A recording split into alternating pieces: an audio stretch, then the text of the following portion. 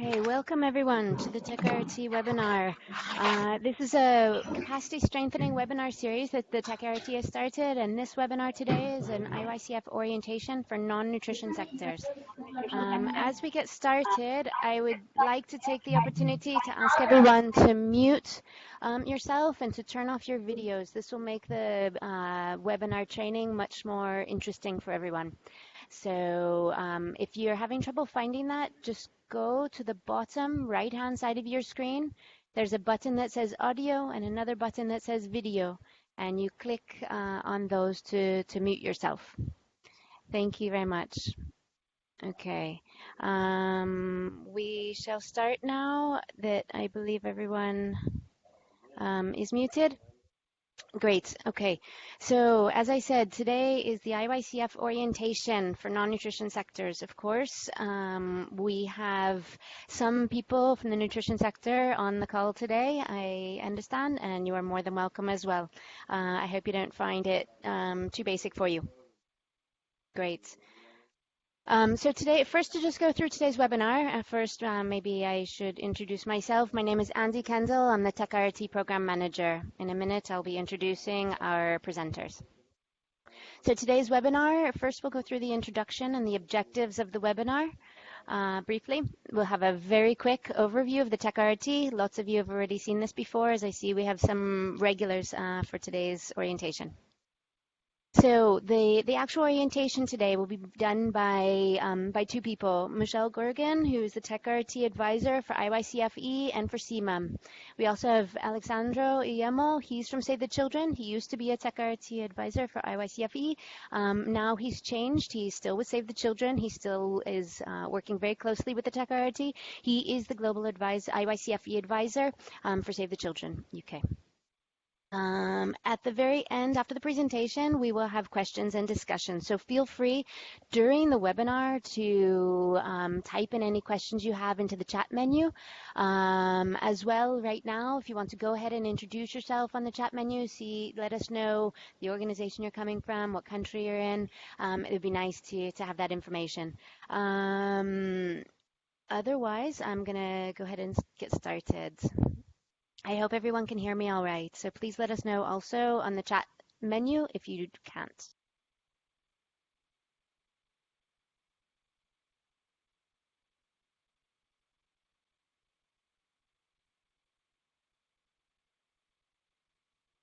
Oops, I think that we lost Andy, but I can share my slide. Can everyone hear me? Hello? Yes, we can hear you good, but we lost Andy. Okay, yeah. So can everyone see the screen now?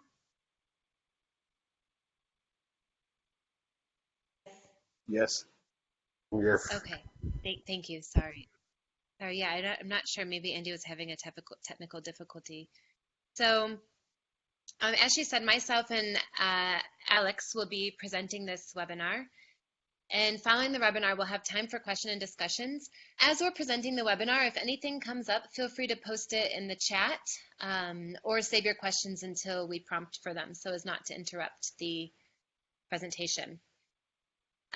We're the Technical Rapid Response Team. We're with 3 NGOs, International Medical Corps, Action Against Hunger, and Save the Children. We're funded by USAID, by OFDA. And we work very closely with the Global Nutrition Cluster and UNICEF. And overall, our goal is to improve the emergency nutrition response. We deploy technical advisors and we provide remote technical support. So we are capacity building. So we really work to build the capacity to respond to emergencies in nutrition. So with that said, we can start with the session objectives. By the end of this session, participants should be able to explain the meaning of infant and young child feeding and why it's important, explain the key components of infant and young child feeding, and to understand where we are globally on achieving these components, and to understand the IYCF delivery platforms used in emergencies and how these platforms can be used for integrated programming and convergence with all sectors. And then to review some examples of successful programs integrating infant and young child feeding. So without further ado, we'll start. Now we're going to look at what is infant and young child feeding in emergencies. And First, we're going to start by looking at the global burden of undernutrition. This is, there's two things we'll explain here. So if you see this first number, 52 million children under 5 suffer from waste globally, and this is in 2016. For those of you who don't know, wasting is having a low weight for height. So these are the kids you see who are very emaciated. And then, can everyone hear me okay? Yes. Yes. And 155 million children are suffering from stunting globally, and stunting is having a low height or a short stature for age. And when combining these two numbers, wasted and stunted children, it totals 23% of children worldwide who suffer from stunting or wasting. And undernutrition is associated with 45% of all child deaths. And young child feeding practices play a major role in this. So, for example, a wasted child is 9 times more likely to die from common infections such as pneumonia compared to a well-nourished child. And a child who is wasted and stunted, so a child who has both of these conditions, is 12 times more likely to die than a well-nourished child. And during emergencies, these are kind of baseline numbers.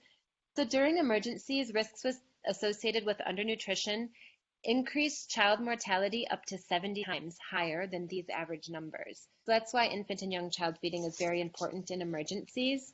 And for all sectors, it's important as preventing undernutrition in all its forms is fundamental for a child's survival, health, development, education, and long-term productivity, and even a country's economic advancement. Undernutrition is associated with an 8% reduction in a country's economic advancement. So that's why we're here focusing on infant and young child feeding today.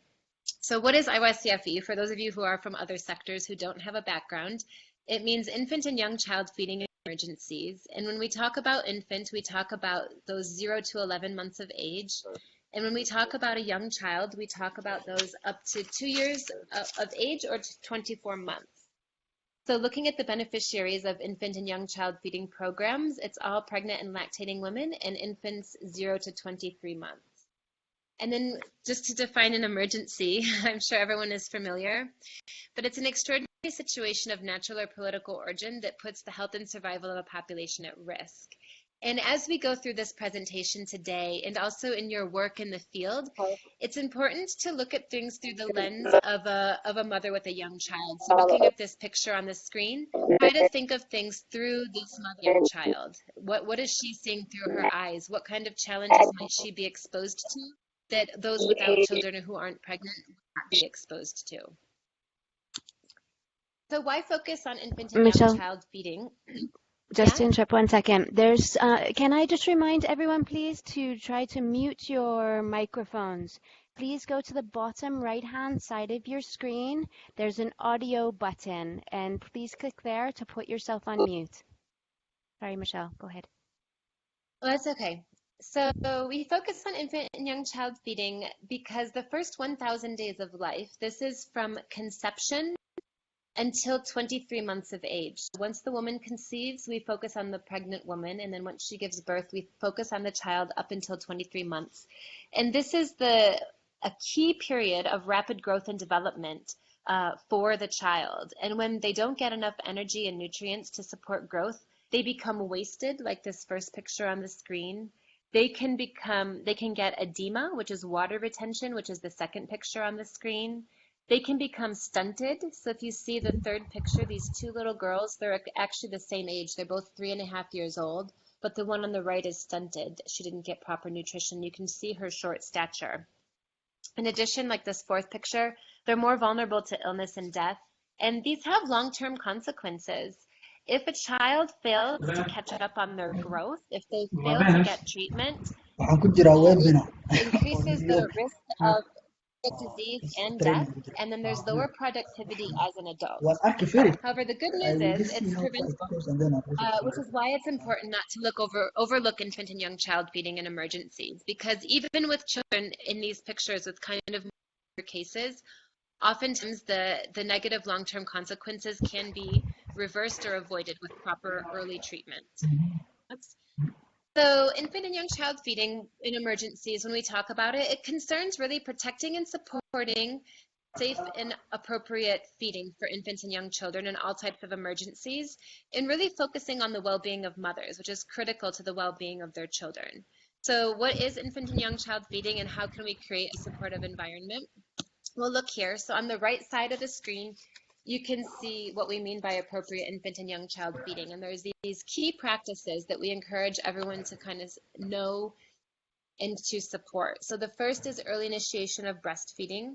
This means putting the infant on the breast within 1 hour of birth. Not only does this provide a lot of benefits for the infant, such as, getting proper nutrition, it also helps the mother. It helps her expel the placenta. It can reduce the risk of hemorrhaging in birth. So there's a lot of benefits to early initiation of breastfeeding.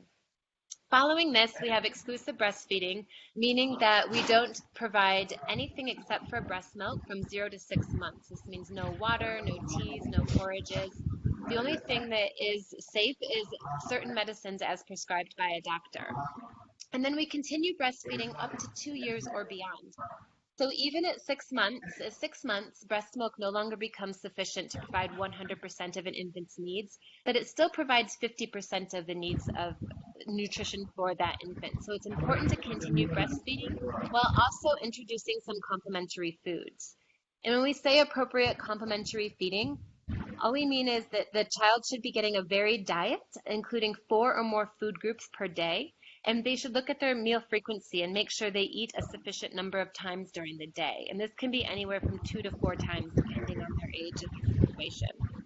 And this is a link also with other programs, because when you look at food security or general food distribution, think about complementary feeding rations. What are you providing? Are you providing appropriate foods? Are you providing sufficient foods to meet these needs? So now we're going to quickly review where we are on these recommended practices. These statistics, yeah? Just to say, Ibrahim Hassan, I don't know if you can hear me, but if you can hear me, there's a microphone icon at the bottom right-hand side of your screen. I think everyone would appreciate if you could mute yourself there, please.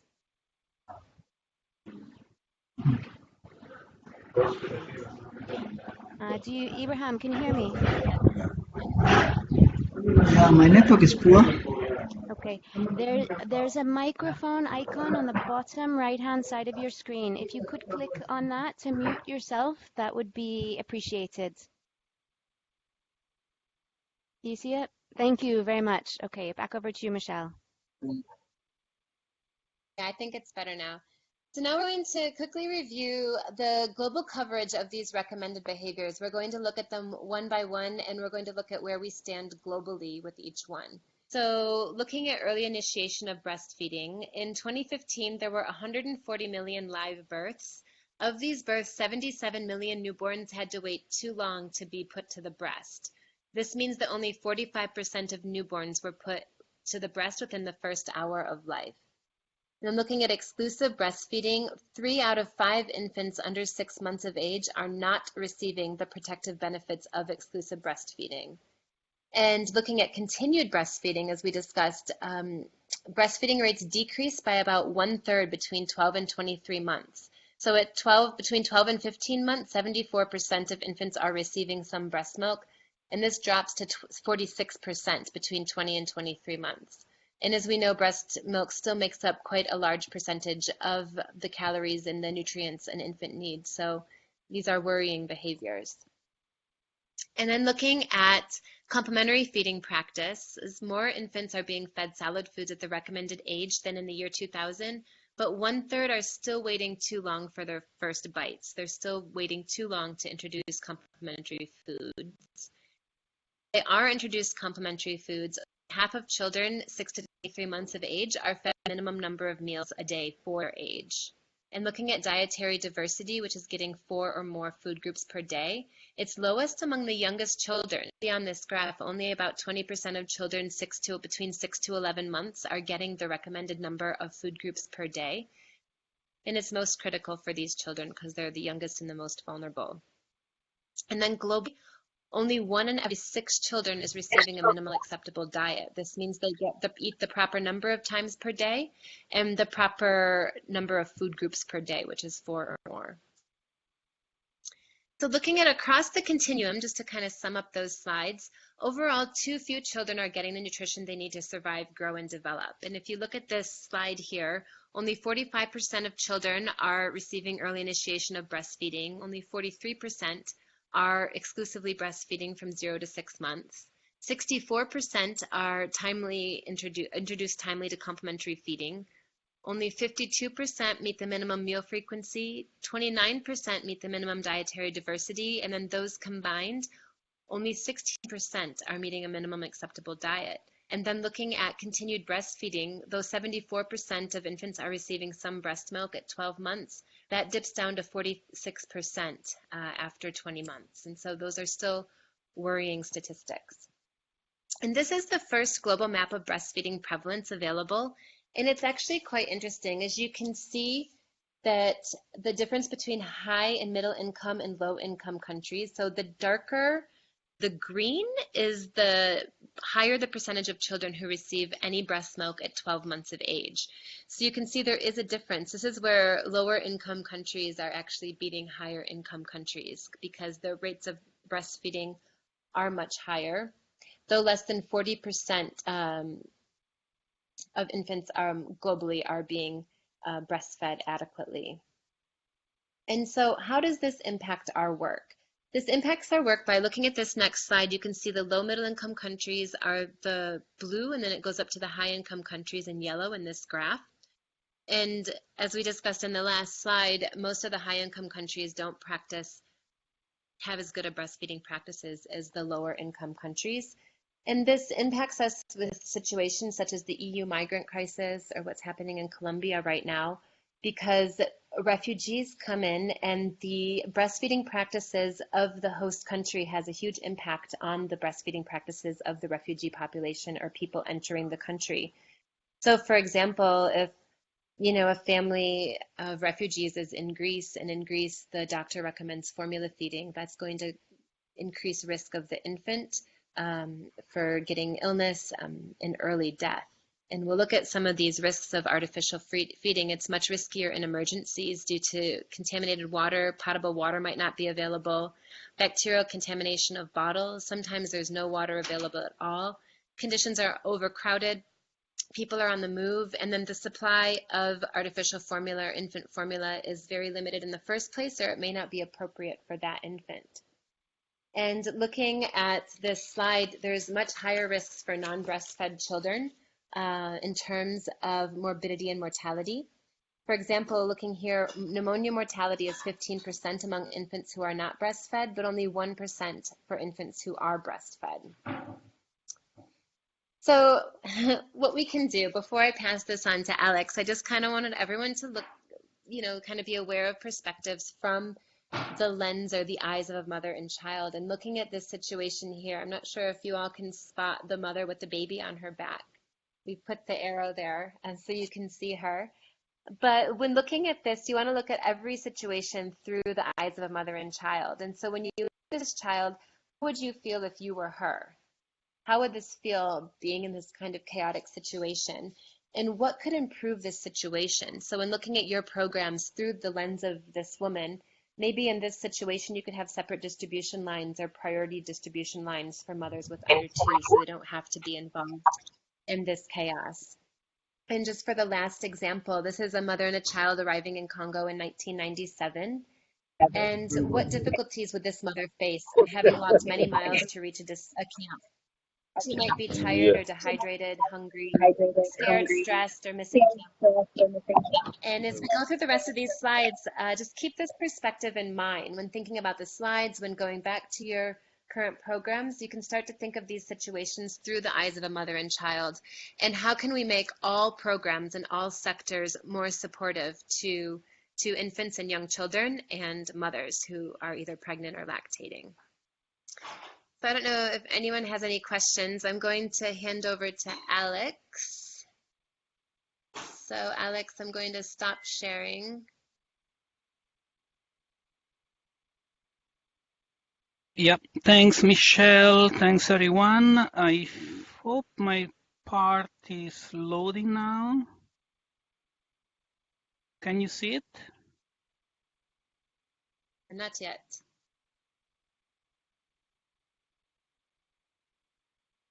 Wait is loading. Can you see it now? Yes. Okay. We can see it now. I just need to put it on presentation mode. That's all. Yep. Okay. So again, thanks, Michelle, for this first part of the webinar. So I think the second part we really will be for us to start reflecting, no? And for all of us, I mean, for all of us around this call, and hopefully in the near future also for our colleagues. So why, again, and I hope we can start getting some answer, why integration or why convergence?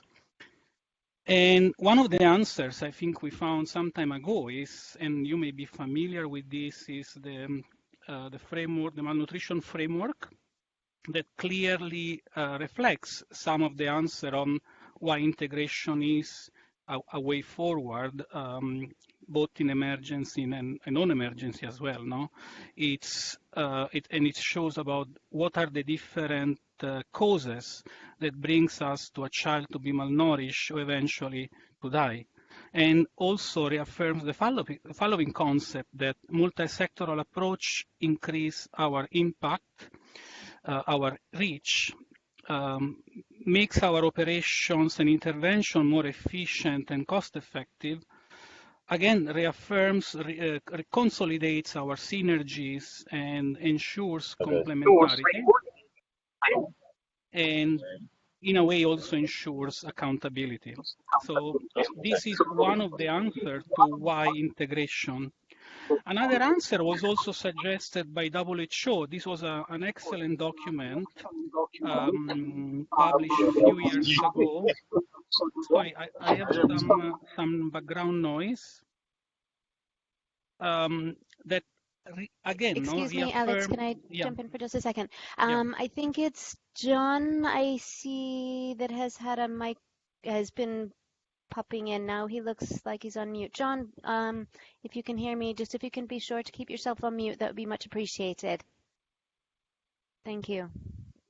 Okay, thanks, Andy, and thanks, John. So basically, again, reaffirming a few concepts that we may know the causes of deaths, but when you look at how we can prevent them and what are the risk factors, then you see, again, you see how each or many sectors have a contributory role in preventing that certain deaths happen. And you see how nutrition, wash, for example, health, and wash and sanitation health have a major role. So an integrated approach will eventually lead to preventing certain deaths.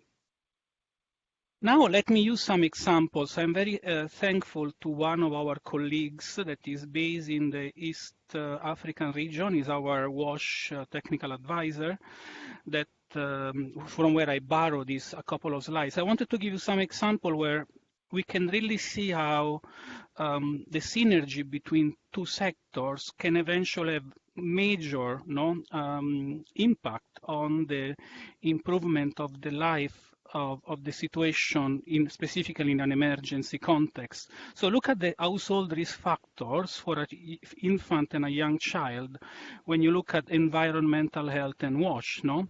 So we have, for example, and we know that, again, children in a humanitarian crisis, in an emergency, or those living in poverty are those at higher risks of mortality, etc., and morbidity.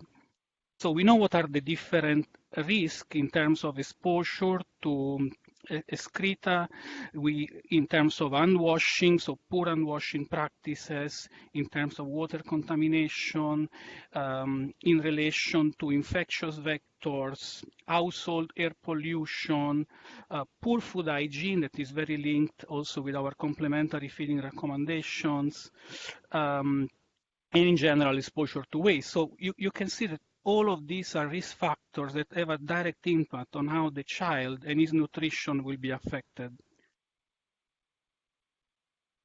And what is the evidence to say that if we strengthen our collaboration on integration between WASH, for example, and infant and child feeding programming, then we can reduce drastically the diseases that are generated by those risks, no, the risks that are provided by this situation. So we have several evidence. I'm not going to list them all, but you can see how interventions targeted around the household to reduce those risks will have major impact on the reduction of diarrhea and pneumonia that, as we said, are leading causes of mortality and morbidity in our under 2s. And if you look at food hygiene, it has been proven once and again how improving food hygiene, and again with certain wash interventions, will certainly reduce the risk of diarrhea and the prevalence of diarrhea among the under 2.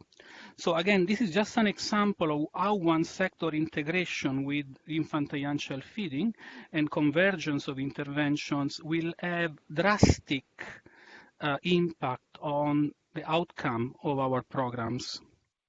Then let's look at another sector that we usually talk about is the mental health and psychosocial support sector. We also all know that children to grow needs stimulation and emotional and physical stimulation. So it's not enough to provide them with the right food and the right diet, but stimulation and psychosocial support helps the child grow. At the same time, we also know, and this is the slide I'm showing you now, that worrying and being stressed and looking backward at the picture that were shown by Michelle, those women in an emergency situation, and I think all of us have seen them, have been there.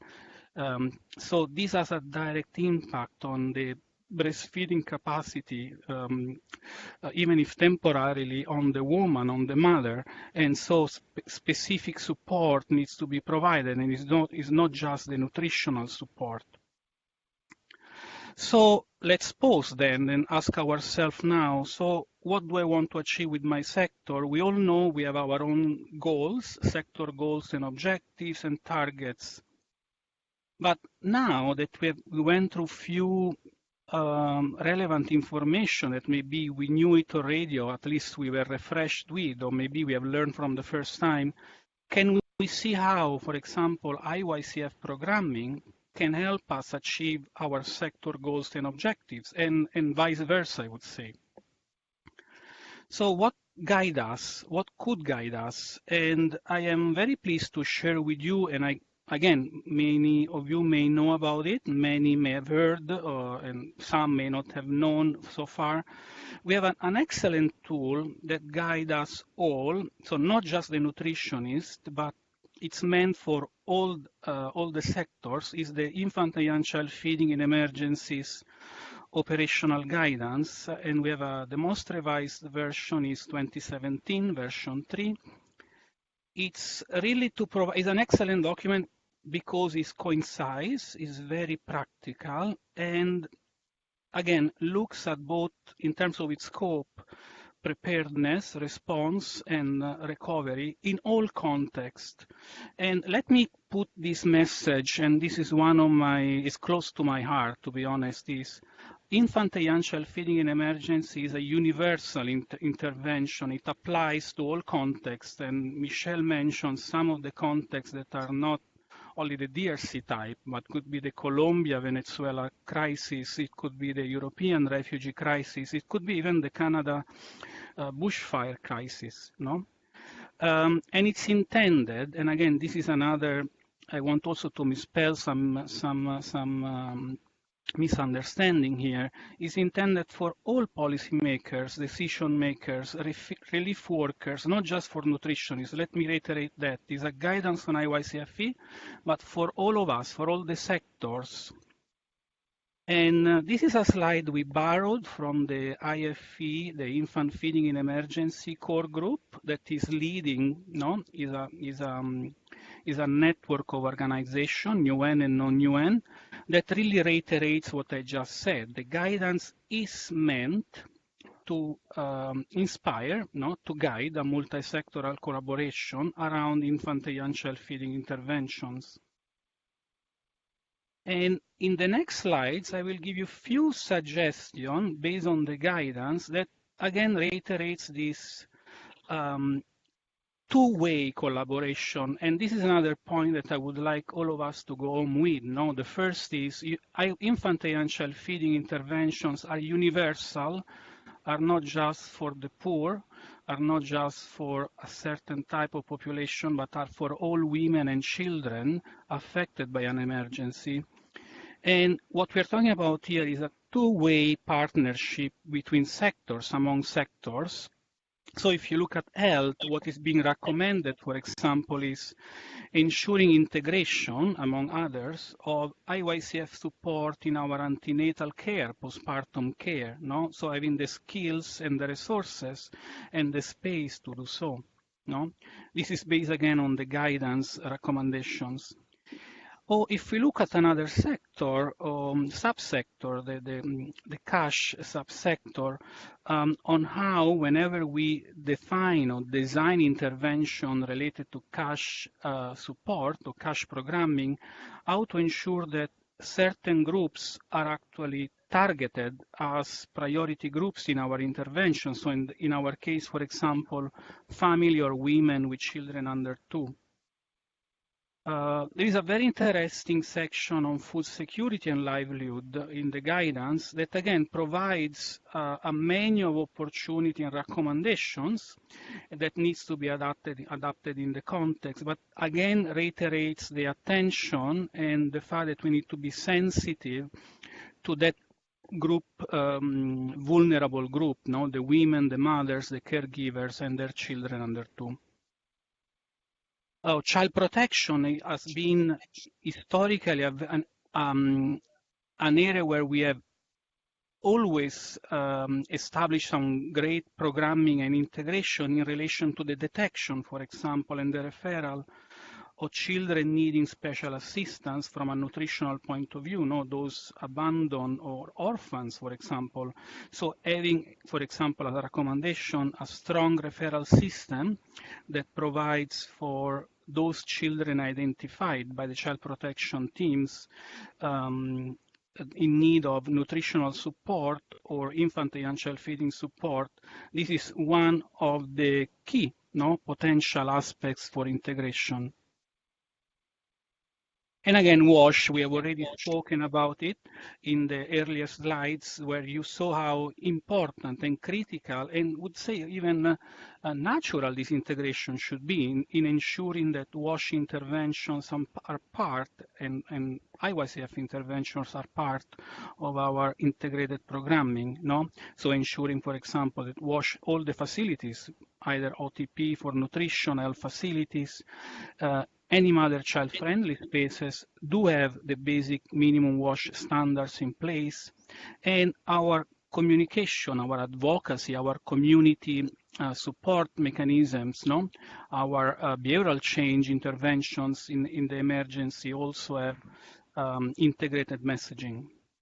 So these are only just few examples that we pulled from the guide, and I would like to close with agriculture. No, in certain contexts, in certain emergency, there is also a very vibrant agricultural subsector, mostly looking, for example, at contexts where the use, no, of, for example, of fresh animal milk is very common. So how to ensure that is provided, if ever, in a safe manner, again, with the help of WASH sector, the nutrition sector, and if there are livelihood opportunities, how to ensure that also these livelihood opportunities are mother friendly or mother baby friendly, and so providing the necessary care and protection to the women with young children.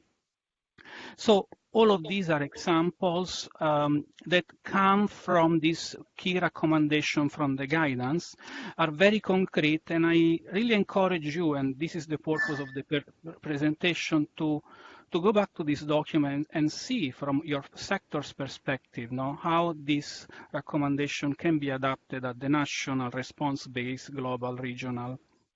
Then we spoke about what can guide us, and we have some excellent tool, and that's the guidance. But what can inspire us? And we have another important tool that is the result of a collaboration between UNHCR and save the children. Again, maybe you have heard, seen, or if not, for the first time, is the Multisectoral Framework for Action. Is a beautiful publication that provides for key actions on how we can go about integration. What are the steps in ensuring integration of infant and young child feeding in other sectors programming, no? And so you have in this slide some of the key steps or actions that are recommended. But remember, the framework is basically for manager and technical staff. Again, is not just for nutritionists, so it's for all sector leaders, and provide even sector by sector, a sector by sector set of recommendation and examples that we can look and be inspired. That's why I would like to use the term inspired for further adaptation, with the aim of all of us, and I think also Michelle mentioned this, being able to establish an environment that is friendly to the mother, to the child, and to is supportive to infant and young child feeding recommendations. No, I think I will end here. But what are the few and very simple activities? Simple in a way, but and again, it will be for discussion on how this can be adapted, that we can take home and maybe using this as a starting point for any form of integration. What we strongly recommend is certainly to sensitize officers that are from other sectors on what IYCF-E is, something like what we did today, for example. Eventually, if we are already in a response or we are planning a response, will be important for sectors, and the same for nutrition, to map existing services that can support our referral and counter-referral. Whenever possible, if we look at prioritization of services, and so I'm looking at general food distributions, NFI distributions, and the likes, I think the referral mechanisms are extremely important in our work, and we have seen some example, for example, in the from a mental health and psychosocial support component, how the two can strongly linked and build on one another's. And lastly, in any multi-sectoral assessment, it will be really crucial to ensure that we include key a minimum set of infant and young child feeding indicators that will help appreciate more the situation and the needs of the population. So I will stop here. And again, another question for us, hopefully in the discussion later, is, so now what can actually our sector do? And we tend to look at the life course approach when we identify actions and potential targets and beneficiaries. But again, this is just a suggestion. Before closing, I think I will pass it again to Michelle to show you a very nice video that maybe summarizes the whole discussion even in a better way than what we did so far. Michelle?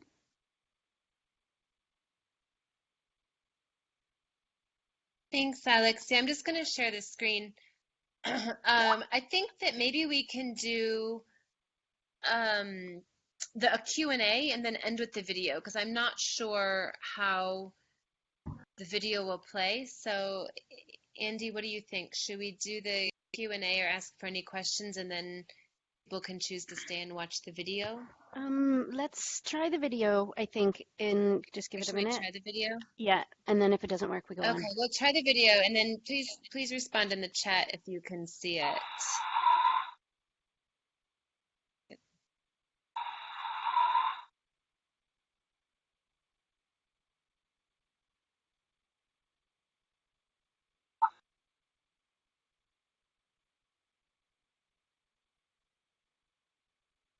Sarah and her baby have just arrived in a refugee camp. She doesn't know where to begin. She is afraid. She knows that her baby is vulnerable to malnutrition, illness, even death. Where will she find shelter, food, clean water, medical help? Helping Sarah and her baby involves all of you, across sectors, your managers and those on the ground. working together to ensure the health and safety by advocating, coordinating, capacity building, evaluating, and learning. But how?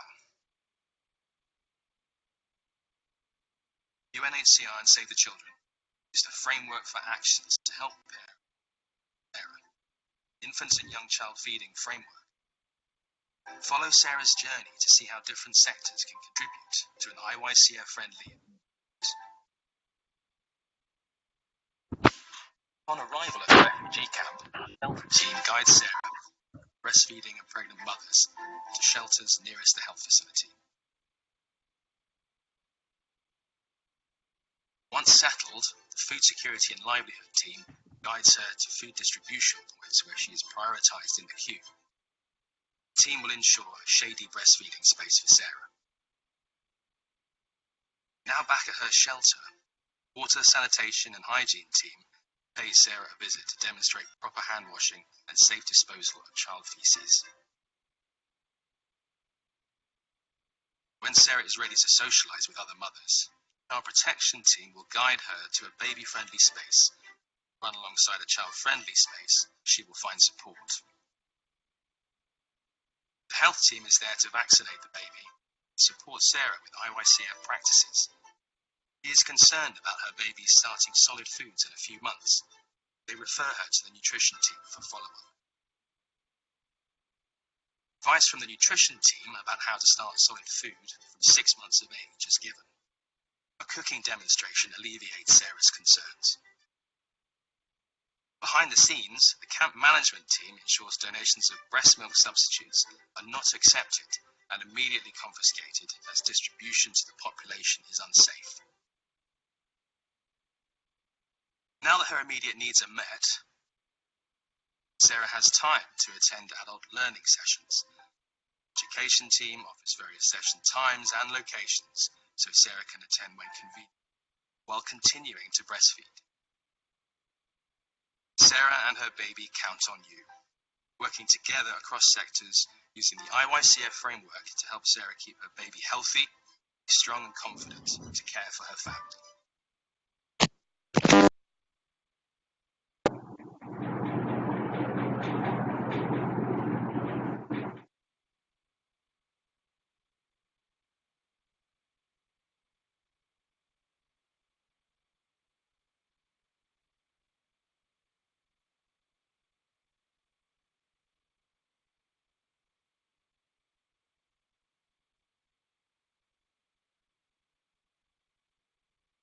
Can anyone hear? Yes. Go ahead, Michelle, and then I'll. So I hope the video was okay. We will also distribute this PowerPoint and make this recording available online, and you can always find the IYCF framework video online. So now I'm going to turn over to Andy, who will lead the Q&A. Okay, thank you so much, Michelle and Alex, for your presentations. I think they were a really good way to highlight how IYCF is important, not just for nutrition, but actually for all sectors and their individual and the objectives for their specific sectors. So I'd like to now just reach out to everyone. First, see if you have any questions, maybe clarifications on anything that was presented, and then we can go to more general questions. So please, if you have some more specific questions on the presentation itself, please go ahead now. Or feel free to chat any questions you like in the chat menu.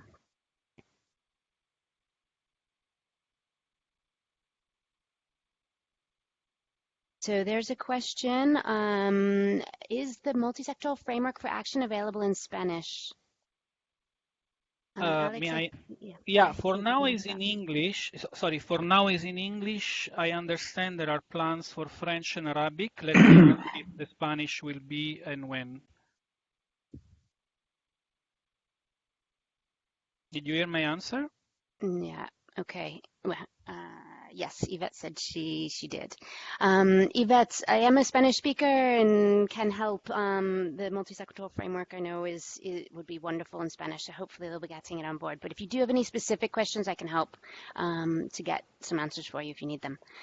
The next question is on the presentation. How are we going to integrate in non-refugee contexts? This is a really good question. Obviously, the video highlights refugee settings, which makes it a lot simpler. It's definitely harder in IDP contexts, but maybe I'm going to hand over to Michelle or Alex to give an answer to that.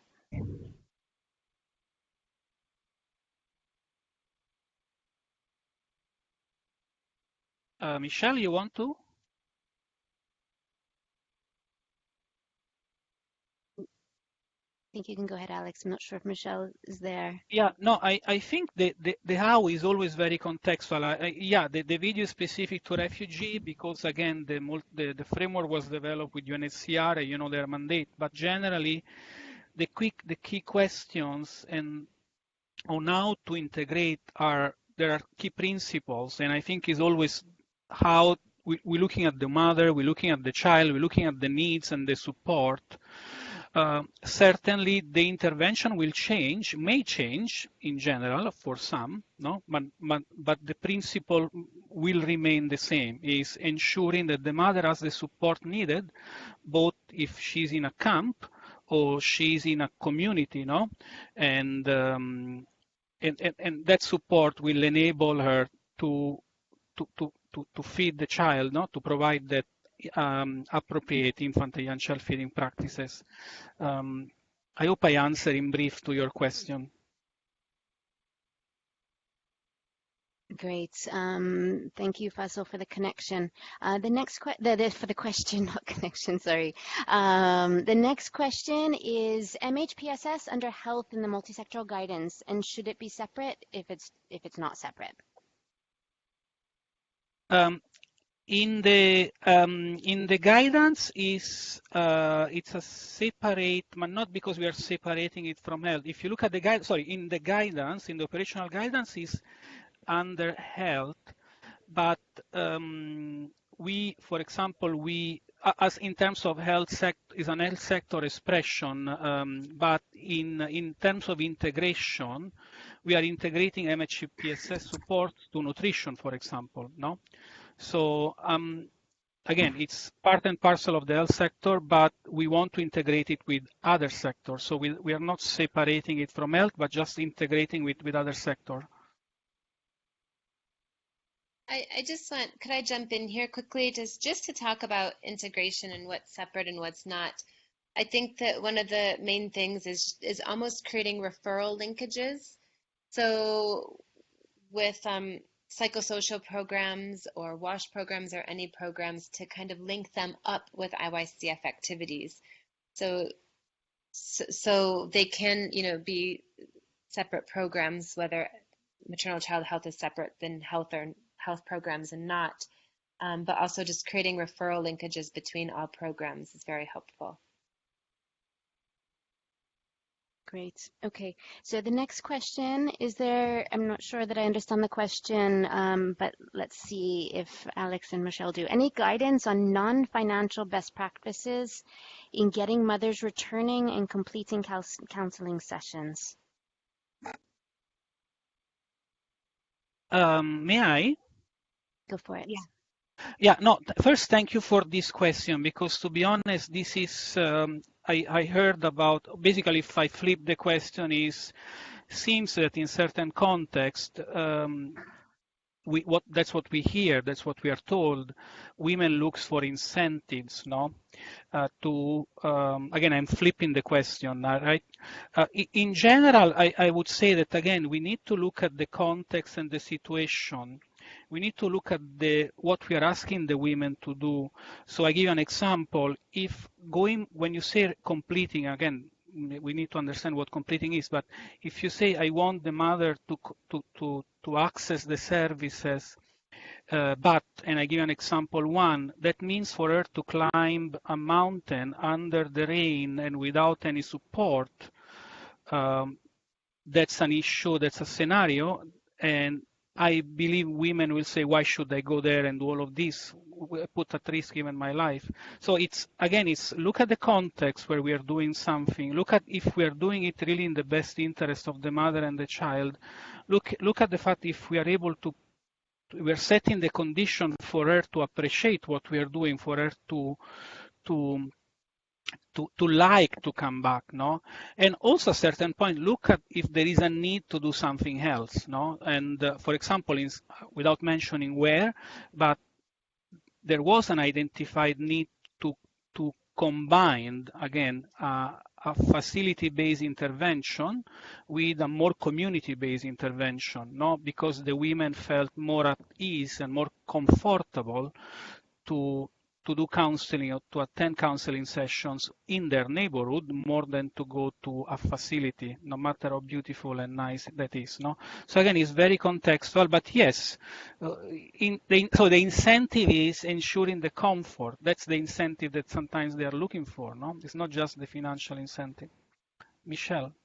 Yeah, I just wanted to say, I think that, like Alex said, all very good points. One other thing I just wanted to add on to that is to look really at the quality of the counseling services. Who's doing the counseling and what messages are they sharing? Because I think women will benefit if the service and information shared with them is relevant and interesting. So if women are going to counseling sessions and they're getting, hey, you should breastfeed, hey, you should do this, if they're getting just the stereotypical messages, they already kind of know that information. But if they're going to be talking more in depth about things like, say, hey, what do you do when you don't have enough milk? Those things are relevant and interesting and useful to them. And so I think one of the keys is just really making sure that these activities are offering them something, not necessarily financial incentive, but providing a service that they can attend, and also just being conscious of the time and workload of the mother. If she has to stand in distribution lines all day, she's probably not going to want to attend counseling on the same day as a distribution day. And like Alex said, making counseling available at community level, coordinating with community volunteers who are already existing to kind of follow up and encourage women to go to their counseling appointments. Combining counseling appointments with antenatal or postnatal care is often quite effective if there's time from the midwife or from the nurses doing those services. So trying to make it more one-stop shop for the woman as opposed to having multiple appointments that she needs to meet in addition to all her other duties that she has to do. Thank you, Michelle and Alex. I'm hoping I'm saying your name right. Sentamu, did that answer your question all right? I'll wait for you to answer, but while you're answering, I'm going to go on to the next question, okay? There's a question from Zaidu. Sorry again if I don't say your name properly. Okay, great. I'm glad, Sentamu, that was helpful. The next question, is there any best experience that you can share using IYCF framework as a good approach? Mostly integration and discussion, it seems easy, but in practice very difficult. So how to make it at ground level? This is a very pertinent question. Mm-hmm. Yeah, if I may start, I think that there are excellent documentation, and I'm not sure if everyone is familiar with the ENN, the Emergency Nutrition Network, where some of these experiences in pilot testing, or in pilot testing, the framework were documented in East Africa region, if I'm not mistaken. So there you can find some interesting documentation. Plus, as we speak, there are ongoing integration initiatives, and again, without mentioning agency and places, but we do have good experiences. And if you want for the documentation, maybe Andy, we can send a link to those that were documented and made available through the ENN platform. Would that be possible? Yep, from my side, I'd be happy to share when we send out the link in the presentation. Right, but just to reiterate a message, I think as a start, and this is what you're going to see in those documented cases, is identifying a very practical or very pragmatic aspect, that of integration, for example, a WASH and IYCF integration. I remember a country, and I will stop here, sorry, but this is really passion for me, where we started looking at how the mother-to-mother support groups that in our IYCF program are generally common interventions, at least in certain contexts, were excellent vehicles for the WASH sector to share certain messages, as well as to help out in reaching out the households with the unwashing practices and sanitation practices. So the documentation you're going to see will look at these practical initial efforts that then can grow with time, but well documented, and I really suggest everyone to look into it. Yeah, thanks, Alex. Can I add a little bit to that? Hello? Go for it, of course. Oh, thank you. So yeah, just to add on a little bit to that, I think part of integration really starts right here with everyone attending this IYCF-E orientation. So if you all go back to your respective sectors with this knowledge, you can act as a champion or an advocate. So your next cluster meeting or your next coordination meeting, raise your hand and say, hey, what are we doing for pregnant women with children under 2? What are we doing for these families? Are we prioritizing them with our distributions and in our programs? Are we making sure they're targeted? Because, any intervention is probably more prevalent for this subsect of people. Not that they're more important, but just that they're more vulnerable than say regular adults or older children. So being a champion in your own clusters, in your own sectors, in your own coordination meetings with your own organization. During those meetings, bring it up. Hey, what are we doing? Oh, we're doing a food security survey. Can we include some IYCF indicators in that survey? Little things like that go a really long way with the spirit of integration. Even referrals. Do you know what IYCF counseling services are available in the areas where you work? Are you referring to these programs? How can you refer to these programs? Like if you have pregnant women that you are part of your services, how can you refer them to counseling sessions or support groups? And kind of working like that to be aware, just to look at everything that you do in your own sector through an IYCF lens and advocate and champion for that type of thing is also integration right there. And it doesn't need to be overly complex, but just kind of simple things like that.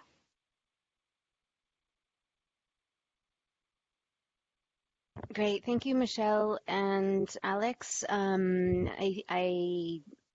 know for me that was helpful. So I think others, if you have any more specific questions in that regard, please feel free to continue to ask on that line.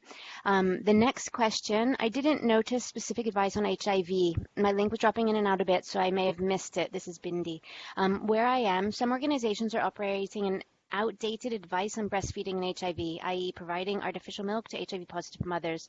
Does the guidance cover updated recommendations on breastfeeding and HIV? Again, if I may start, yes, the guidance, we are talking about the IYCF-E operational guidance. The 2017 calls on the most recent WHO guidance, the 2016. So the guidance covered that aspect. But basically, we had a slide, and I didn't mention it, but sorry for that, but about, again, HIV services. Again, this is very much contextual to the place where we are and how much is HIV a problem.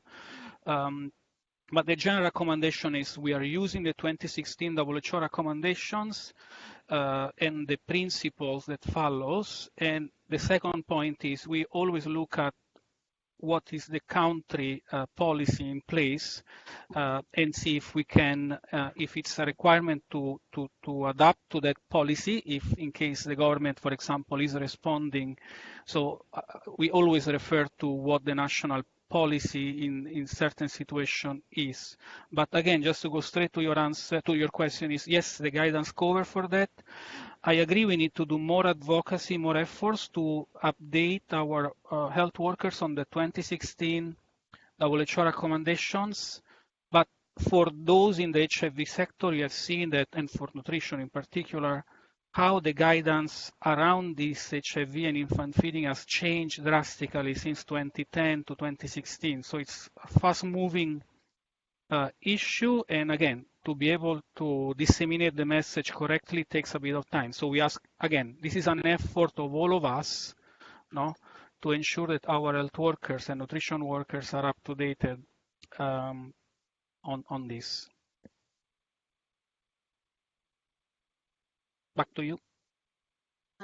Thank you, Alex. Michelle, did you have anything you wanted to add before I go into the next question? I think Alex pretty much covered it. I do think that there is specific HIV and IFE guidance that we can send, like global guidance that we can send out over email. I think, Alex, you'd probably know more if it was up to date or not.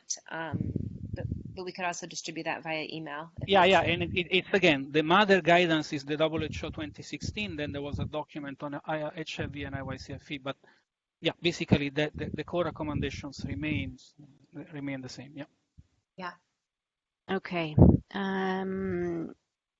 Bindi's already said that that's helpful.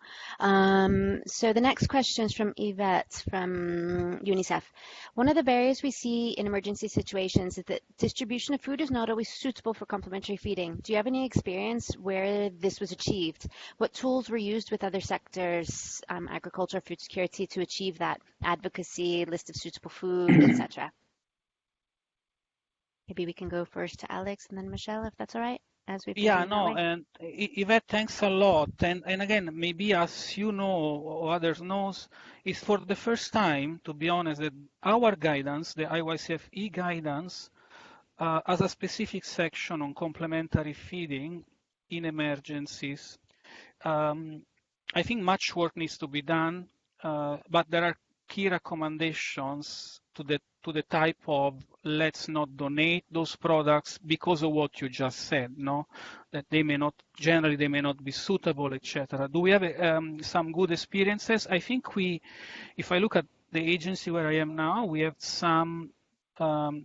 we have planted some seed with trying to strengthen the interagency collaboration between the different programs.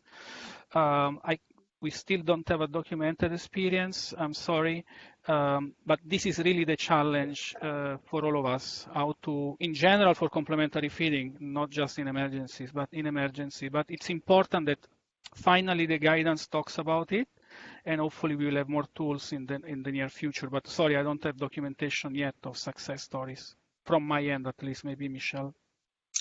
Yeah, I think this is a huge gap.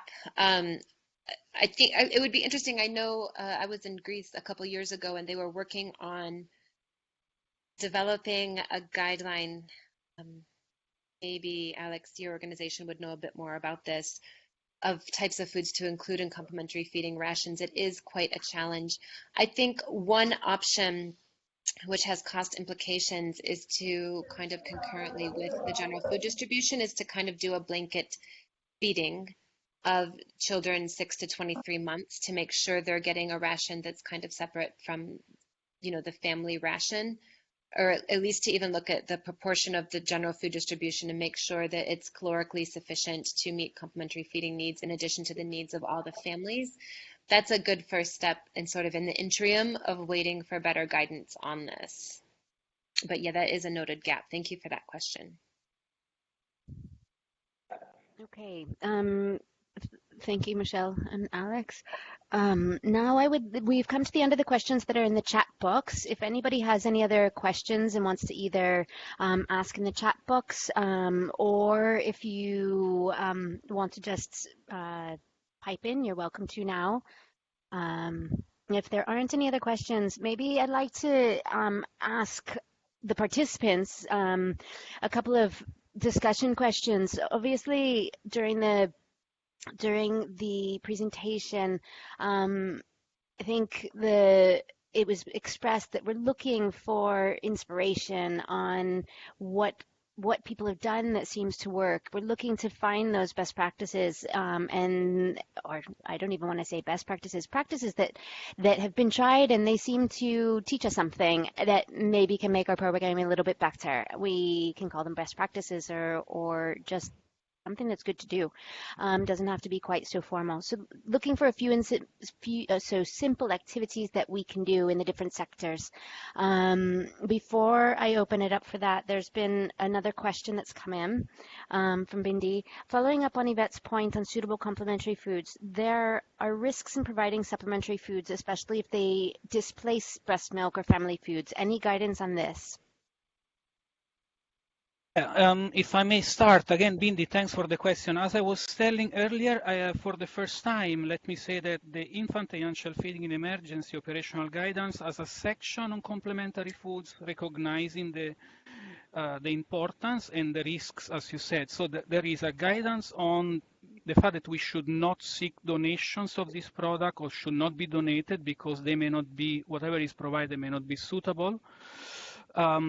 And again, there are discussions on a recommendation on, and I think Michelle touched on this, on working closely with our FSL colleagues, the food security and livelihood colleagues, in ensuring that whatever products are included in the general distribution or in the voucher system, you know, if you look at the cash, the protection side, are generally not doing what you said. No, they are not displacing or replacing breast milk or eventually locally available foods. No, so this is generally available in the guidance, both in terms of what we shouldn't do, and some recommendation on how to approach the work in terms of working with FSL and other programs. That's where we are now in terms of guidance. Michelle. Yeah, I think Alex hit the nail on the head. I think integration here is key. And what we mean by integration here is making sure that all sectors know to promote breastfeeding, to not just hand out complementary feeding rations without some sort of education to say, hey, breastfeed first, breastfeed 30 minutes before giving this ration. And that is where things like this IYCF-E orientation or something sort of like this really helps. If we could train the food security distribution teams to really still promote breastfeeding and make sure that the messages of breastfeeding being best, when to breastfeed and when to give the ration is really important in kind of avoiding that. So a really strong communication strategy around breastfeeding would help alleviate some of that. Great. Thank you both for that input. We don't have any other questions that have come in. So I'd like to go back to what I started to ask is to all of you. And in your experiences in programming in different countries, etc., if you have any experiences that you would like to share that are things that are easy for different sectors to do that can really promote infant and young child feeding, particularly in emergencies. So if you have any points or you'd like to share, please do either write it in the chat box now or jump in. We have another few minutes that we can discuss some different experiences.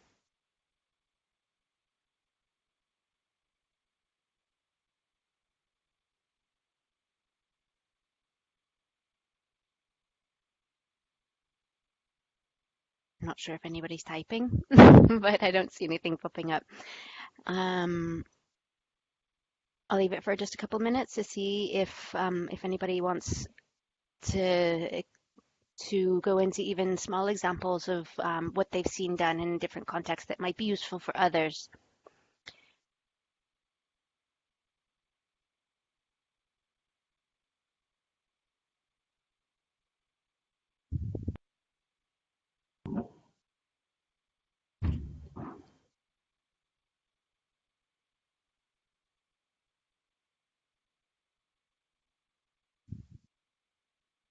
Okay, it looks like we have come to the end of the questions and nobody seems to be, wait, we have one person. Okay, Fazil has said that she's seen things working effectively in IDP response as well. Fazil, do you want to add a little bit to that to tell us a little bit more? Maybe you can unmute yourself and describe a little bit of what you saw that you thought was working effectively. Thank you, Michelle, just for the, can you hear me? Yes, we can hear you. Go ahead.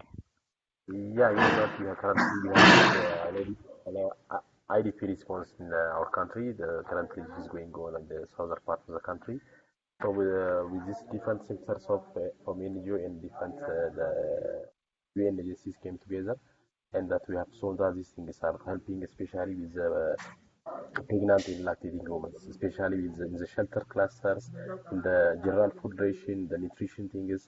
So everything is going together, so that in collaborating of these things, we have seen that the results, one, it minimizes the duplication of activities, because the intervention is done by one, it will not be replicated by another, and also effective mobilization of resources, so that if one specific INGO or UN agency has a resource on some sector, so they can provide so one of their cluster leads. So they have what so-called cluster lead for each class. Nutrition as a cluster lead, general food as a cluster lead, shelter protection as a cluster lead, so that integrating of their activities so it can work better. So in the IDP response, this is what I want to share. If you have question, I can. So you are welcome.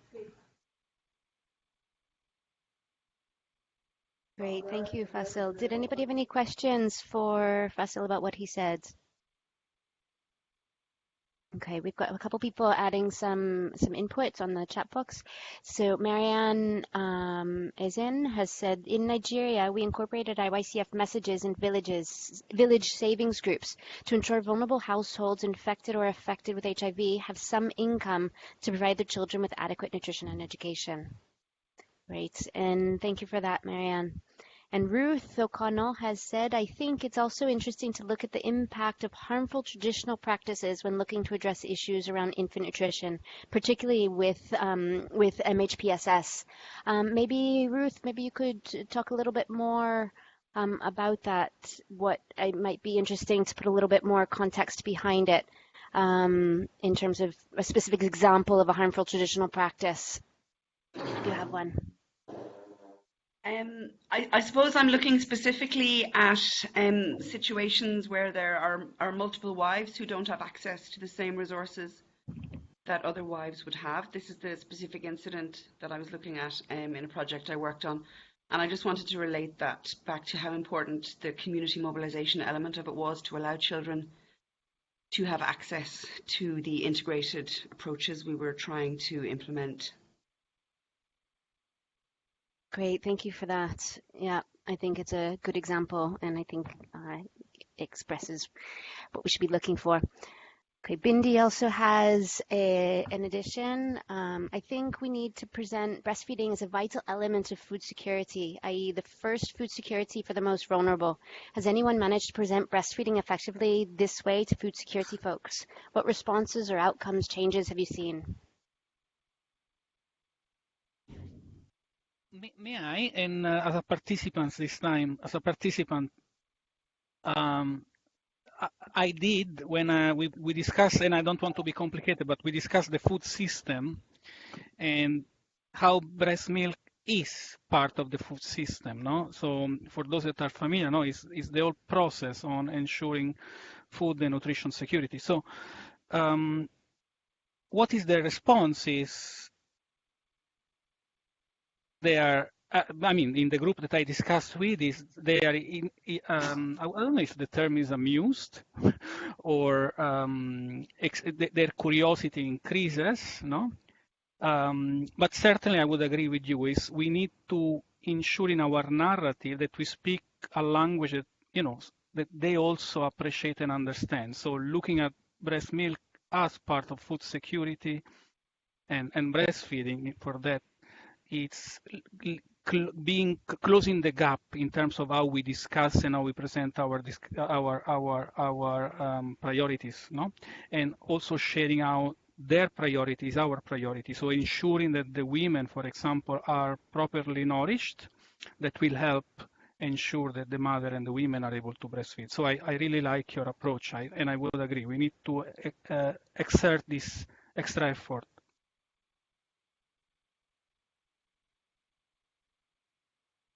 Thank you, Alex. Michelle, did you have anything you wanted to add to that? No, I think that's brilliant. I think, yeah, breast milk is a part of food security, and we should actually kind of, I don't have a lot of experience in food security, but I'd be curious to see if in current guidance they do talk about breast milk, where we are on that, and maybe even to advocate within, if anyone works within like a global food security cluster, to encourage advocacy to include breast milk as a vital component of food security. That would be great. I think that's excellent. Sorry to jump, Michelle, and again, not to monopolize the discussion, but there is a nutrition and food security cluster, and I'm sure Andy is well familiar with it, and maybe some of the participants, and we are actively working towards that, no? Even in the new IPC standards, we have made sure that in the indicators, we did recommend exclusive breastfeeding and early initiation as part of the, and again, sorry, we are opening so many discussions, but yes, there are venues where this can be done, and I hope these are venues that are available at each level. I want to thank you. I can't see who asked that question. Sorry. I want to thank you, Bindi, because I really think that this is important. And having worked in nutrition for, I don't know, more than 15 years now, and very closely with food security, often in food security as well, I've not actually heard it put that way. And it's really a fantastic way to put it.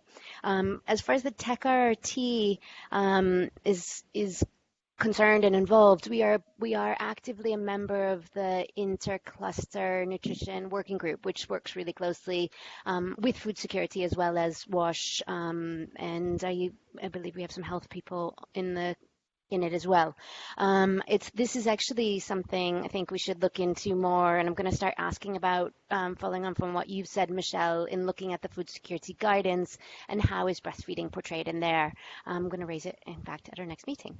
So thank you for this discussion. Very interesting.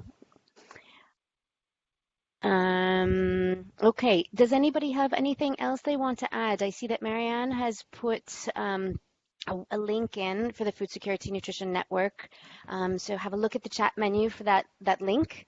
And if you have anything else you want to share or a question that you'd like to ask, please go ahead. We have 9 minutes left if we want to use them, if we have anything else we would like to discuss.